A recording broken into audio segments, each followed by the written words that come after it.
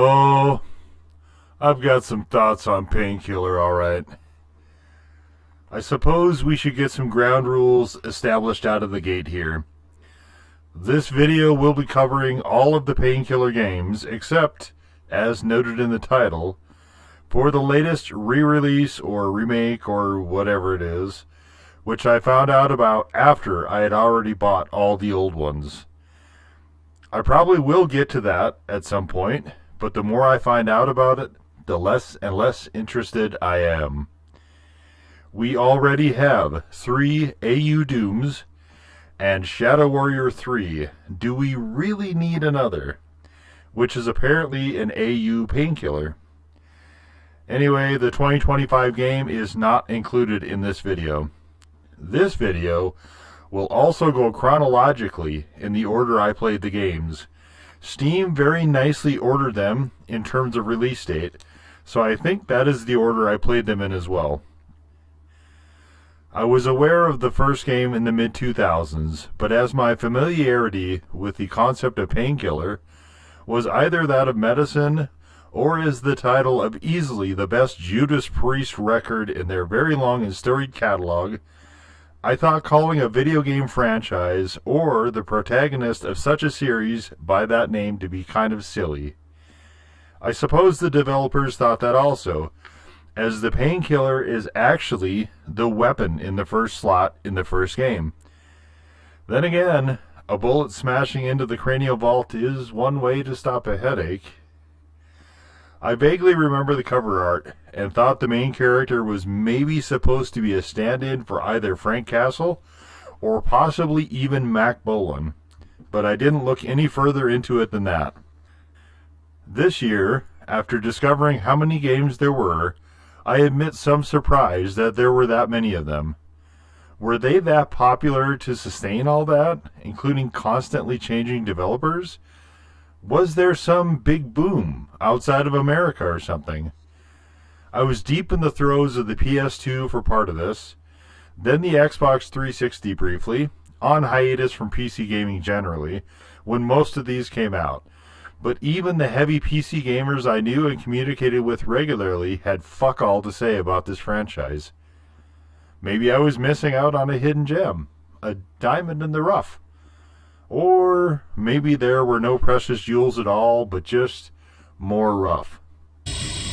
The IP was a series of FPS games originating with People Can Fly from Poland, and the Slavic influence in video games, particularly shooters, is something I may do a video on someday. I'm sure someone else, Civvy with his Slavjank moniker or someone else, already may have, or should, but I find it as obvious through the tone, which nearly always has a bleakness to it, even if it's sometimes underlying, such as in Seta Project's Witcher 3, for instance. It is never entirely gone, perhaps reflecting the generational dour disposition towards life that the centuries have carved into the citizenry of Eastern Europe. If something feels harsh or gritty or dark in a video game, the suspicion begins to creep in that I have once again found myself on the end of another Slavic title. I don't find this disconcerting, as I've played a lot of these games. It's just something characteristic of that work. We will proceed with the game-by-game section. I will be using the name Black to denote the package of the first game, Painkiller, and the expansion that came with it, Battle Out of Hell. Overdose to denote Painkiller Overdose, Resurrection to denote Painkiller Resurrection, Redemption to denote Painkiller Redemption, Recurring Evil for Painkiller Recurring Evil, and Damnation for Painkiller Hell and Damnation. I started with Black. Painkiller Black Edition, as mentioned, is a package of the first game and the DLC Battle Out of Hell. Shooting games live and die on weapons, and although this game didn't really do a great job of telegraphing what the weapons were or their functions, which would have been handy given the alt-fire mode of them, through trial and error I eventually got it sorted. There is a graph in one of the submenus and controls, I think, that says what is what, though not necessarily how they act. The weapons are named oddly, with the primary fire being part of the name and the secondary being the other part. So the weapon in slot 1, a nifty little gadget with a sort of spinning lawnmower sharpened fan blade thing, is the pain part, and the secondary weapon, a sort of dart on a rope like martial artists use, except it travels in a straight line and the rope is red hot, is the killer part. I could not figure this weapon out at first. I thought it through spears and I had no ammo for it, but eventually I got it figured out and had a blast with it. The secondary fire can be used to stun lock enemies also, if used correctly. The secondary fire can be used to stun lock enemies also, if used correctly. Maybe the most fun weapon of the first game to use, which you'd hope if the whole ass franchise is named after it. In slot 2 was the shotgun. If you don't have a good shotgun, you probably won't have a good shooter. There are exceptions to this, though none come directly to mind, but this is, like many other things, thanks largely to the first Doom games. The shotgun here was good, up until midway through the second chapter, when the game decided to throw armor on the enemies and they thereby started ignoring shotgun blasts. The secondary fire is a freeze wave, and so if you hit the freeze wave first and then follow it up with a shotgun blast, it tends to work a whole lot better, even on the tankier enemies. In weapon slot 3 is a stake flinger, which is fine, except the stakes travel in an arc. The alt fire of this weapon throws grenades, which tended to be a whole lot more useful, though they also travel in an arc. This weapon seemed more powerful than the shotgun, but also a lot slower, and depending on where you are in the game, its usefulness will vary wildly. I hated it at first, but if you are able to set up a corridor of death with it, you can one-shot a lot of enemies right in a row, which makes getting their souls handier. Weapon slot 4 was the very last weapon I acquired, and it is a rocket launcher combined with a minigun. The minigun makes an awful noise and sounds like the weapon is actually broken, but it chucks lead in a hurry. That part is super good, though the bullets do somewhat minimal damage, so it had better. It will stun lock enemies, however, which is always useful. The rocket launcher is fucking awful, no two ways about it, and you will need to fire at the feet generally of whatever you're trying to hit. Splash damage is also kind of ass, and I only used the primary on this when absolutely necessary, since it was such a pain to use. The 5 slot seemed to be a disc thrower, which didn't seem to do a ton of damage, but had some distance to them, and the alt fire was an actual lightning bolt, except it was confined to one target at a time. You can switch targets, and the electricity will stun lock whoever it is on. I looked this weapon up, and it is actually slinging throwing stars, so kinda cool. I think the 6 and 7 slots are available only for the DLC. 6 is what they are calling an SMG, which somehow does more damage than the minigun, but is also slower. And the alt fire is a flamethrower. I'll be honest, as always, and give credit where it is due, and the flamethrower here is pretty good. 7 slot is what they are calling a bolt gun, which seems a lot like it's throwing railroad spikes or sections of rebar. It also can be scoped in, so you can snipe with it. Primary does eat a ton of ammo, but if you want ultra distance, this is the ticket. The alt fire lobs a bunch of exploding balls. You can imagine my joy at finding that out. With the weapons down, let's turn briefly to the story. There is a story to Painkiller Black, I think, except the game seems to assume you already know what it is, and where he is. He knows a chubby demon named Asmodeus, who has a British accent for some reason, but is not aware that the woman following him around, who is clad only in a towel or sarong around her waist and nothing else, and named Eve, is the Eve, as in the biblical Eve. If you buy into the bullshit attendant to that particular mythology, then this would make her, his, and our great to the nth power, wherein the number itself has its own exponential power, grandmother. If nothing else, she is remarkably well preserved.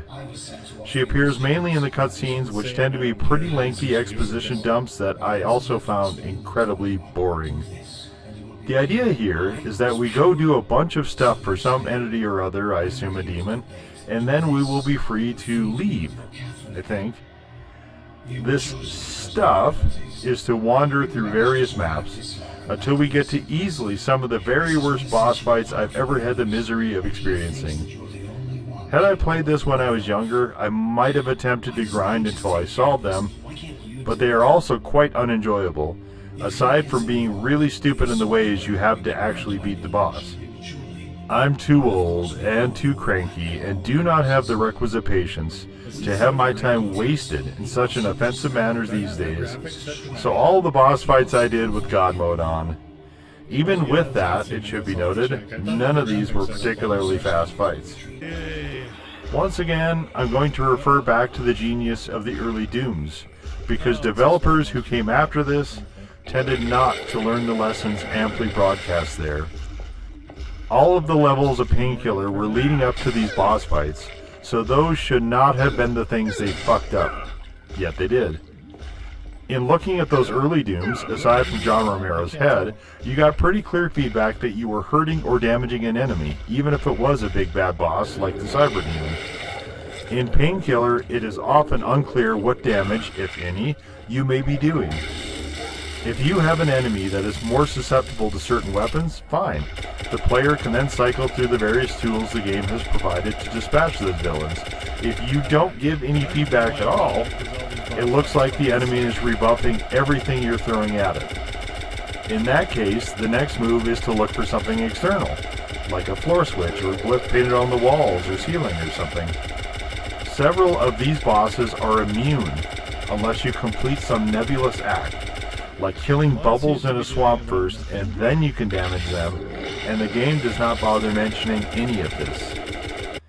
Let's say you find yourself instead in a gigantic walled-in cemetery, and let's also say that the boss did not spawn in the first time you were there, which meant you wandered around the entire thing for minutes before figuring out it was bugged and reloading the level.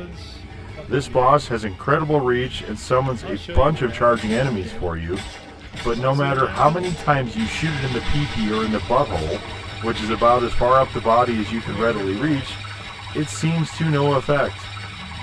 You also are not faster than this enemy, or most of the others, so you constantly are getting tagged by stuff that is just in your relative vicinity, because your hitbox is apparently orbiting around you like the rings of Saturn. Yeah, fuck all that. It's fine to have conditional bosses, both of the first God of Wars did this, but they also clearly telegraphed what you need to do in order to damage them. This fucking... this game does not, which just sucks so much. I cannot fathom why the devs thought this would be a good idea. The environments and the individual levels are pretty okay, sometimes quite cool, though they can get a bit repetitive with enemies who seem to not wish me to gaze at the architecture in wild-eyed wonder. They are also not fun enemies like most of the ones from the early Dooms, there it is again, but frequently over-tanky. The enemies are nearly exclusively humanoid, though there are very bitey fish, and annoying flying things, and things that have blades for hands and feet, and armored bitey doggish things, but mostly it is humanoids. Some of them do very unusual things, like throw entire corpses at you, so that's fun. Some of them will throw either gas grenades or themselves explode into a mist that poisons you very quickly. That part is extremely unfun and annoying. They will sometimes fight each other, but generally are exceptionally devoted to you. I did enjoy the demon mode or demon time or whatever it's called when you collect enough souls to make everything grayscale except your enemies, which are red, and they more or less stop moving, leaving them as very open targets to you, who does massive damage, basically one-shotting everything. And which is not available for actual boss fights, naturally. Overall, I thought those elements, the environments, most of the level design, and the non-boss enemies to be pretty solid. Though the game did cheat a few times with head scanner distance enemies that you don't necessarily have the right tools to deal with, which is always bullshit. Also, the game did this very annoying thing of closing walls behind you, magically one assumes, so that you could not use corridors to funnel the ever-charging enemies. Since they also move at the same speed or faster than you, sometimes much faster than you, kiting them around also became a problem. I could, for the millionth time, make a reference to the early Dooms and why the little things they didn't do, like both of the things I just mentioned, led to so much greater enjoyment, but I don't think this title was really aiming at Doom. At times the game seems confused as to whether it wanted to be an FPS or another Half-Life or a cover shooter. The game is also sometimes fairly stingy with ammo and health pickups, though you always get full health at a checkpoint, which is something I quite enjoyed. There are a few, let's call them eccentricities, that the game does. It has a card system, which you can buy if you do whatever the task is to get a card, then collect enough gold to place the card in your deck, which you can activate once per level or chapter or something. I kept forgetting it existed, but because I have been trained so well, still collected the gold ritually. It also has a few levels, including the DLC behind a difficulty lock. You have to play on either the hardest or second hardest setting to access those. Needless to say, I did not access those, but I don't hate this idea. Because the game originally came out in the mid-2000s, it had to have physics on stuff in-game, and so you have some awful clumsy parkour-ish crap you have to do from time to time. Your character moves normally like he has boat anchors instead of shoes, so this frequently becomes somewhat of a chore. The major issue I had with the game was how incessantly buggy it was. I went, as I have done with other older titles, seeking aid in the form of patches or mods, and found a mod that should have fixed stuff, but did not.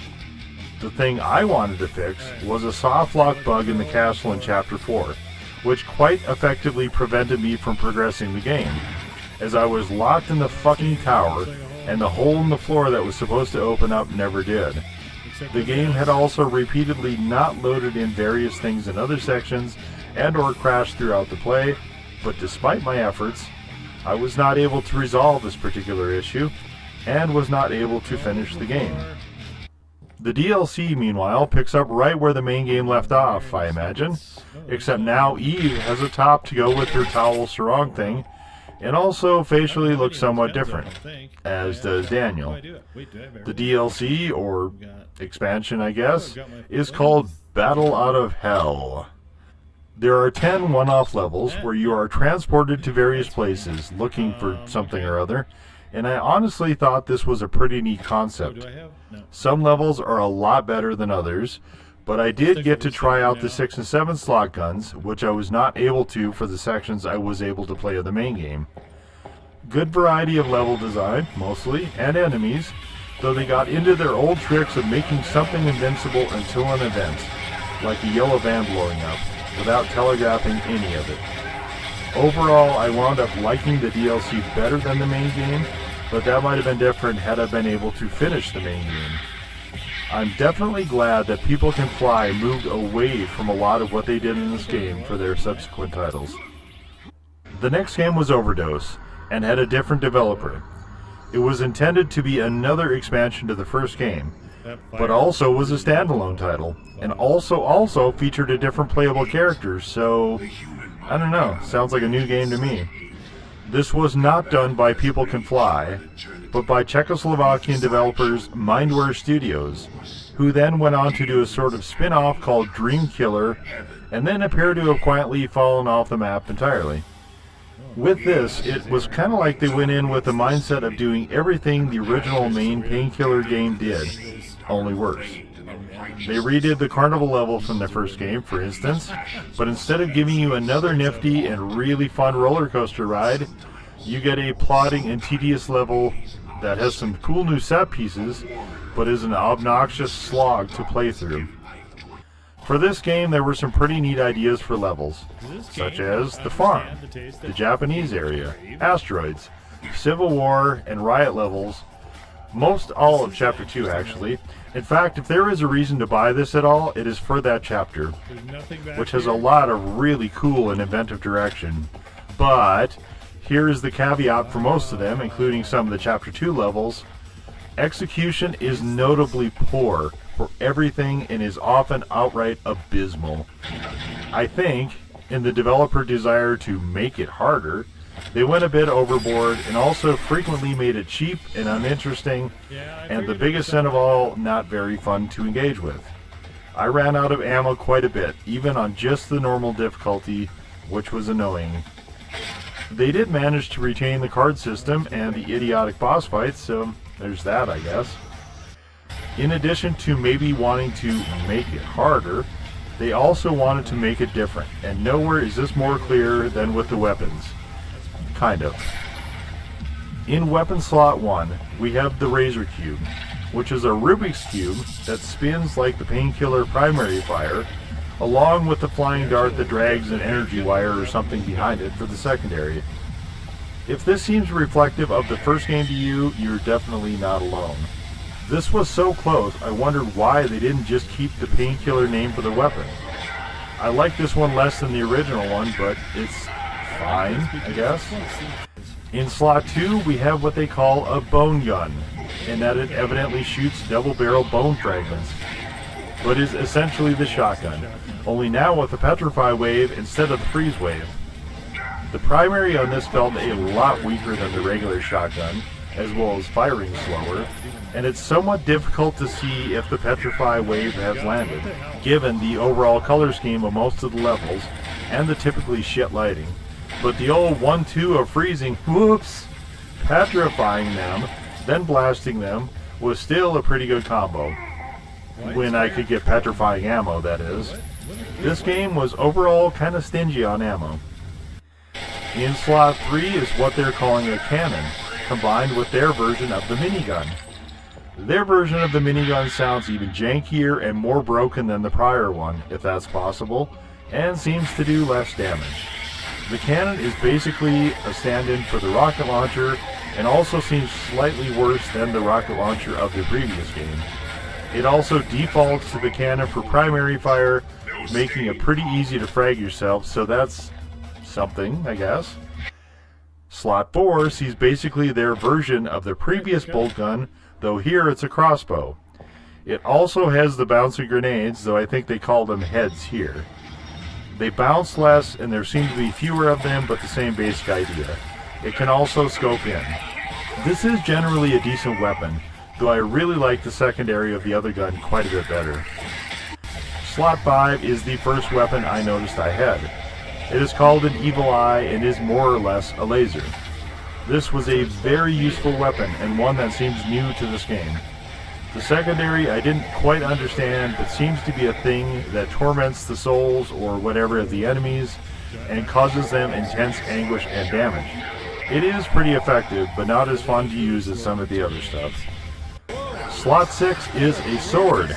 The primary spits out a trio of floating skulls that home in on targets, and the secondary sends the blade spinning and flying through the air like an errant lawnmower blade. You can also guide the sword around, but I never quite understood the exact mechanisms of this, and was usually too busy scrambling to avoid something charging at me to spend a lot of time with it. Both of these seem also new to this game. Slot 7 was the relocation of the stake gun from the first game for the primary, and a sort of radioactive mist, which sucks, that more or less holds enemies in place for the secondary, kind of, and might also weaken them or something. I didn't find it very effective and never used it because it sucked. Did I mention it sucked? There are also grenades. These are the 8 slot, and the primary fire is to chuck one, and it either blows up by itself after a set time, or you can blow it up faster by hitting the primary again. The secondary is sticky grenades, and you can plaster enemies with them and detonate them all at once. That was kinda cool, but most of the enemies charge you, and are faster than you, and you can't really get away from a lot of the firepower of the larger ones, so what could be a really cool mechanic is muted somewhat. There were a lot of things that annoyed me about Overdose, starting with its silly name, to the various exploding crates, barrels, and firework pots doing a lot less damage than I thought they should have. Except to me. They damaged the fuck out of me just fine, while offering as much as light scratches to the various enemies. While I loved a lot of the level concepts, level design and execution were a lot less solid. In Chapter 3 in particular, there are also just a shitload of really annoying and frankly idiotic enemies, which made nearly all of that section a tedious chore, including a truly awful boss fight against Samael to end the game. This game had a marked tendency to teleport the enemies in directly on top of me, which I was a really big fan of. Oh, no. Wait, I meant the opposite. Going in, I wasn't sure what to expect with this, but in the end, I found myself ultimately wishing the game would have lived up to what were some outright awesome set pieces. There was solid potential here, but man, did it crash and burn. From there, it was time for Painkiller Resurrection. I couldn't be fucking bothered to try and keep up with the storyline, which seemed like it was meandering all over the place, particularly since I had no clear idea how the first main game ended. I mean, I saw in Battle Out of Hell that Satan was killed or whatever and Eve took over, I think. And then in Overdose, Belial was freed, but Daniel's exact disposition seemed a bit unclear, and would remain so, for in Resurrection we have yet another new main character, as well as a new developer. This time we were leaving the confines of the Slavic nations for Austria and homegrown games. This turned out to not exactly be a good change, as Resurrection, after a kind of amusing little comic book montage for an intro, had no shortage of problems. On the first level, I either couldn't figure out where to go, or was soft-locked from continuing, and after an hour of fighting that first section of the first level, I installed a patch. I was able to go on after that, but then ran into glitch after glitch, over and over, all the way from broken textures to me randomly dropping through the floor repeatedly. Floors were a major problem apparently, as they would frequently not load in. I got as far as the first half of the first chapter, so the first 3 levels of Chapter 1, before the game refused to load in, and I kept free-falling through the map. Yeah, fun. So, at that point, I gave up on the game. It's fairly rare I run into outright broken games, but rare does not mean never, clearly. The game reused many weapons from the first game, but inexplicably slotted them in different positions. So, the shotgun was no longer in the 2 slot, but rather in 4. The chain gun moved to the 3 slot instead of 4, while the stake gun was in the 2 slot rather than 3. I found this incredibly annoying and pointless, but at least the bolt thrower was still firmly lodged in the 7th slot. The 5 slot was also the same, being the throwing star and electricity thing, but I never wound up getting to that gun. Neither did I get to the 6 slot gun, which was renamed Mr. Molotov. I don't know if there was a submachine component to it, like in the first game, or if both modes were fire related, since I never got to that either. This was the halfway point of the early games, and the tally went something like this. Painkiller, the base game, I could not complete due to a glitch. Battle Out of Hell I was able to finish, albeit with some crashes. Overdose I finished, but it also crashed a lot. Then there was this one where I couldn't even finish Chapter 1 in its entirety. So we were running at a swift 50% for the next one, which was Redemption.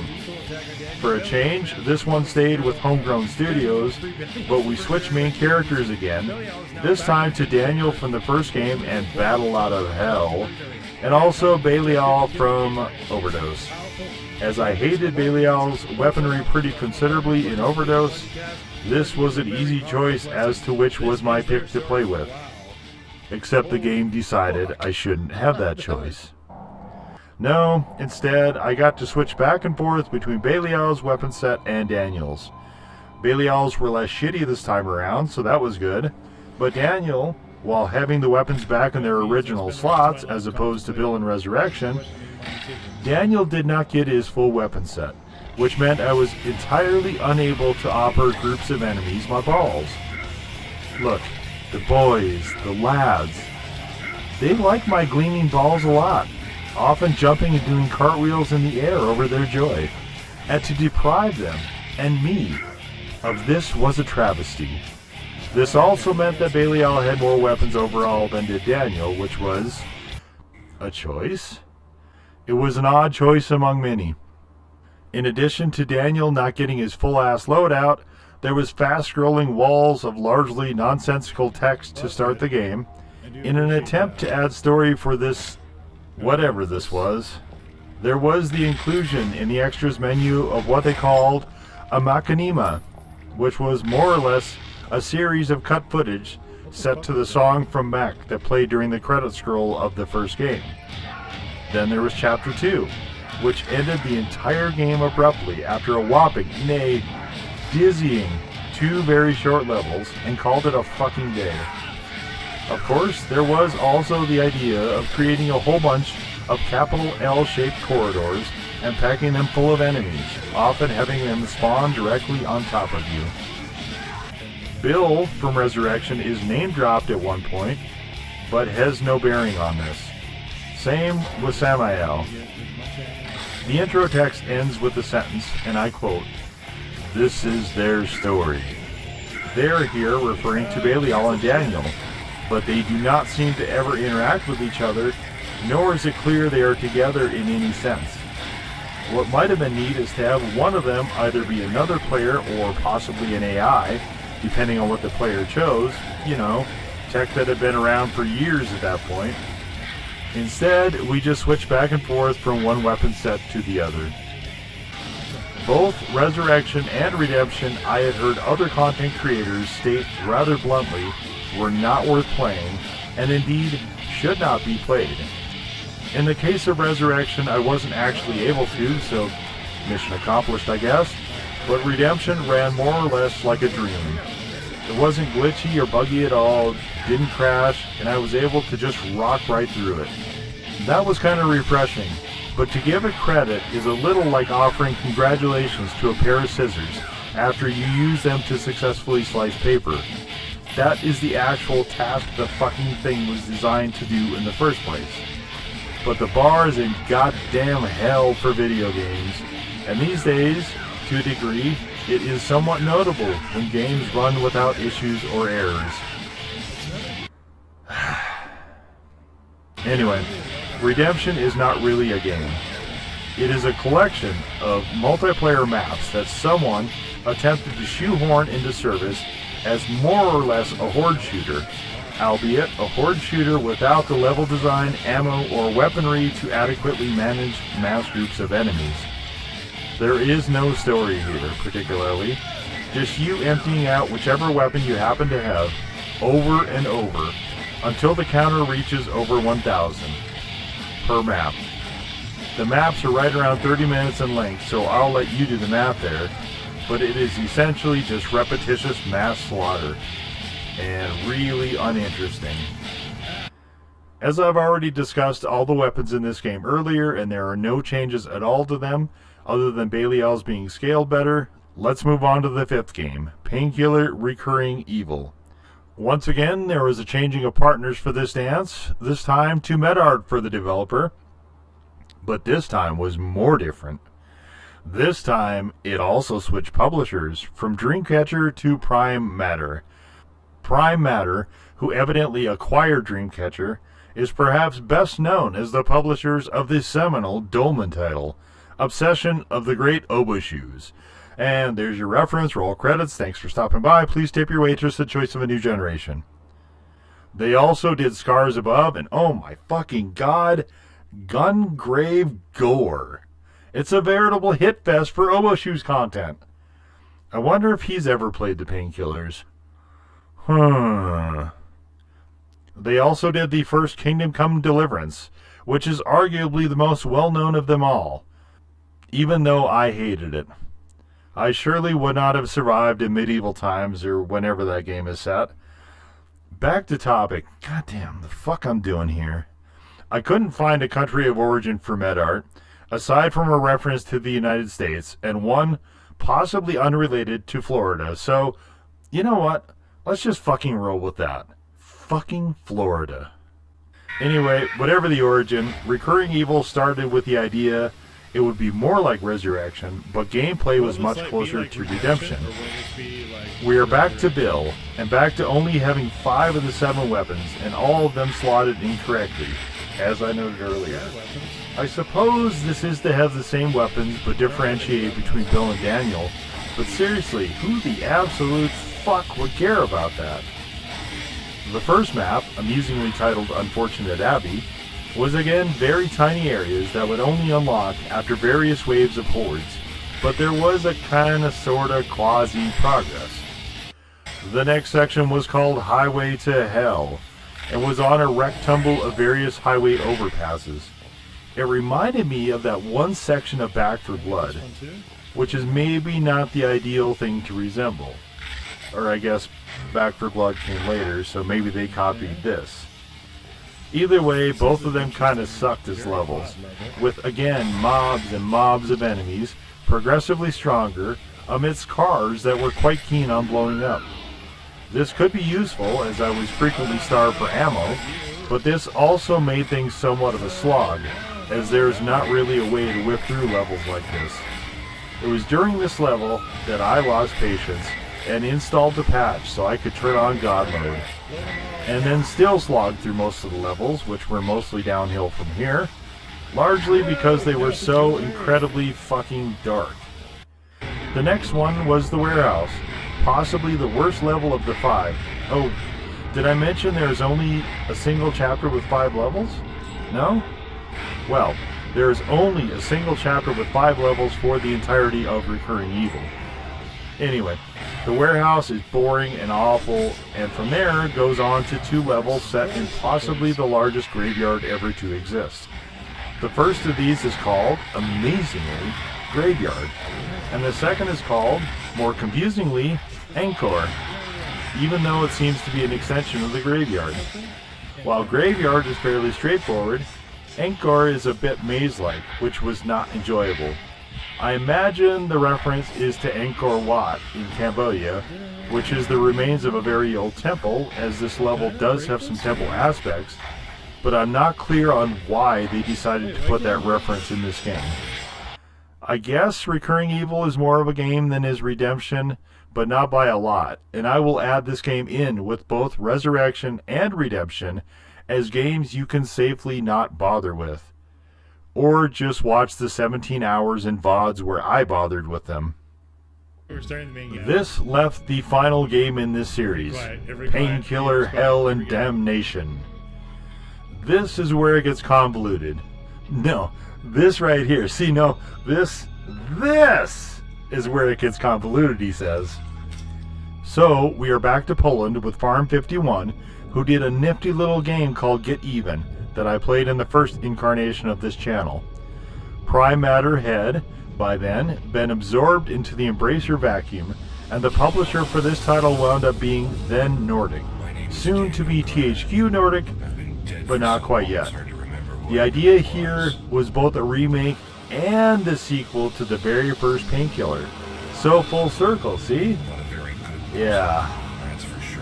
Anyway, I was half excited to play the game that Farm 51 had drummed up, and half exhausted of the entire series and the game world by that point, even after a 3-day break from games nearly entirely before starting into Damnation. As it was, the game looked good, definitely keeping the creepy gothic vibe, but adding in enough detail to really make that part stick. It played silky smooth, the level pacing was better, we had a new weapon, which I will get into later, but I loved, and the cards were better. The level design was also smart, with some of the levels here being the best of the main game and Battle Out of Hell DLC, and frequently presented better. Even the boss fights were less stupid, and I cleared through most of them but lost patience entirely at the very end, at the very last boss to finish the game. By this point, I had done the first 6 games, some 56 hours, and I just didn't have it in me to care enough to continue frying my brain and suss out the boss invulnerability condition and beat it, though I did come very close. If there is one game out of all these painkillers I may return to someday, it is this one. I'm not going to bother with the story, because it is as painfully dumb as the others, but we'll note that it was obvious John St. John did the voice acting here, as Daniel seemed like he was going to insist he only came to chew bubblegum and kick ass at any moment. It's probably time we take a look at the Damnation weapons. Here we had all of the original 7 back, plus a new one for slot 8, which was called a Soul Catcher, that fired saw blades for the primary and did a sort of soul snatching thing for the alt. The alt was kind of silly and I never used it, but like the Painkiller, which oddly you don't start this game with, once I figured out the primary, I used this nearly exclusively. There's a game in the Far Cry franchise called New Dawn, which is very vividly colorful and not very good, coming on the heels of the also not very good Far Cry 5. However, in New Dawn, there is a weapon that fires saw blades that I had an enormous amount of fun with, as it is easily the best part of that game. And the Damnation saw gun reminded me of the New Dawn saw gun quite a lot. So naturally I loved it and used it as much as possible, up until the point where the game progressed and I had to move on to more explosive crowd control measures. It is capable of hitting multiple targets, as long as they are in a relatively straight line, and can be ricocheted off the ground, but it does load a tad slow, and the secondary is very much one target at a time, and is painfully slow to leech enough health to actually dispatch enemies. As to the other weapons, the weapon in slot 1 is still the Painkiller. The blade seems slightly better, but they modified how the dart thing worked, and I actively disliked that change, as it was a lot harder to use. Clearly the big deal in this game was the Soul Catcher weapon, which is kind of odd considering the name of the franchise and all. In slot 2 was still the shotgun. This is pretty much the same as the first game, except here you start with it, and the freeze ray seems a notable step down, and the primary shotgun felt underpowered. Maybe not as bad as Overdose, but still off. In weapon slot 3 is the stake gun and grenade launcher. It is nearly the same as the original, except the grenade noise is different and it seems a bit more delayed than the earlier game. This may be just my imagination. Primary is just as powerful as ever and travels in somewhat less of an arc and a tad more line drivey. Weapon slot 4 is the rocket launcher combined with a minigun. Both of these were worlds better than the previous version. The minigun no longer sounds broken and dumps bullets in an awful hurry. It doesn't seem to stun lock quite as well as before. The rocket launcher, meanwhile, does actual correct splash damage. It will still fly through enemies sometimes, so they kept that bit of nostalgia for whatever reason. But as far as useful tools to clear crowds, this has to be right near the top, as well as making for a pretty handy sniping weapon. Sniping with rocket splash, that is. The 5 slot is still the shuriken flinger and voltage secondary. The secondary is a lot better and the primary seemed about the same, though it does sound better. I didn't really do much with this gun once I discovered the siren song of the Soul Catcher though. Both the 6 and 7 slots are here, and the same as before in 6 is an SMG, which is still slower than the minigun and pauses. I didn't use this much at all. The alt-fire remains a flamethrower, and I used it once to see what they did with it, and it sucked. Probably the worst weapon in the game. Just a god-awful downgrade to the flamethrower. I mean, I didn't love it before, but it was damn sure better than this. For 7, again, the scope bolt gun, which chucks groups of rebar. The alt-fire is still the lobbing of blowy-uppy balls, but they are not as shiny as before. My big, beautiful, shiny balls, all polished, are now a bit drab and gray. They still work, of course, and I fed the flaming kids and a bunch of enemies my balls as much as they could handle, but it just wasn't quite the same. I guess you can never go home again. Of course, this was also a weapon I didn't use a whole ton, as my loadout was mostly flying saw blades and something that went boom. In 2025, I've gone back a lot. to try to shrink my backlog and play those games I missed during my hiatus for part of the 7th console generation. A lot of those games either stated or strongly intimated to be classics, and the process has reminded me of a number of things. Games, like most other art, tend to belong to the epoch they were created or released in, and many of them age poorly. This IP is perhaps more of an underground or cult classic, but I came across descriptions of it as either something special or well worth playing. Games are software, and in the past, most software tended to be locked to an OS, and once that OS was done, so too was the software. This has changed a bit as we progressed, but a number of games are lost to the past forever as a direct result of that. Combine that aspect with our current games preservation being largely non-existent by cold, callous, calculating corporations that consider games as product rather than art, and every game is on a timer, in one way or another. Yet, for all that, another thing I am reminded of is that if I am able to go back, sometimes I find that what I might have accepted or possibly enjoyed back then is locked off from me by the gates of time as surely and securely as any impenetrable wall ever built. In this case, while I will generally not tell people directly they shouldn't play X or Y video game, after all of this, of these 6 titles, there is only one I consider actually worth playing, and only one I would consider ever replaying, and it is the one with the saw blade flinger. A lot of people seem fond of this series. It now has 7 installments. This video covers 6 of them, with the newest installment coming in 2025. And in the time this series has been running, including in 2025, much better games were getting shuttered right and left. So clearly there is love out there somewhere for this somewhat odd IP. I went in, as I usually do, with an open mind and high hopes that I, too, would find that same love. But even though I gave a lot of them a pretty significant amount of time and attention, the series overall never quite clicked with me. As with certain other games, as I got into it, I was really curious, why all that love?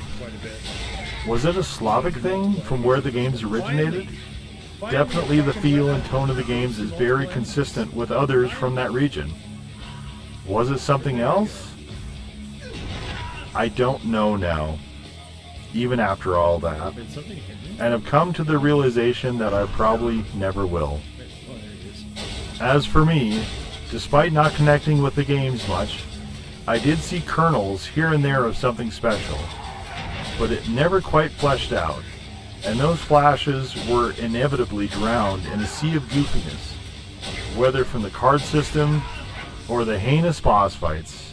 It just never seemed to me that any of the games got quite running on all cylinders, except for the last one, where Farm 51 made the right changes in the name of the player having fun, which is probably what the game should have been doing all along, at least from where I sit. As always, thank you for watching.